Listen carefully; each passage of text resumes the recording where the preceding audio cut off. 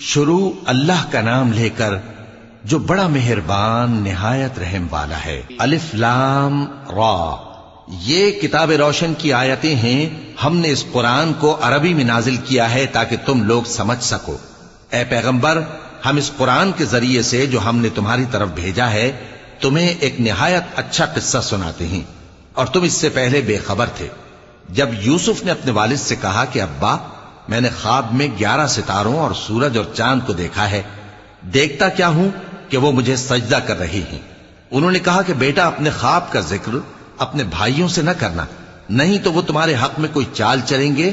کچھ شک نہیں کہ شیطان انسان کا کھلا دشمن ہے، اور اسی طرح اللہ تمہیں برگزیدہ و ممتاز کرے گا اور خواب کی باتوں کی تعبیر کا علم سکھائے گا، اور جس طرح اس نے اپنی نعمت پہلے تمہارے دادا پر دادا ابراہیم اور اسحاق پر پوری کی تھی، اسی طرح تم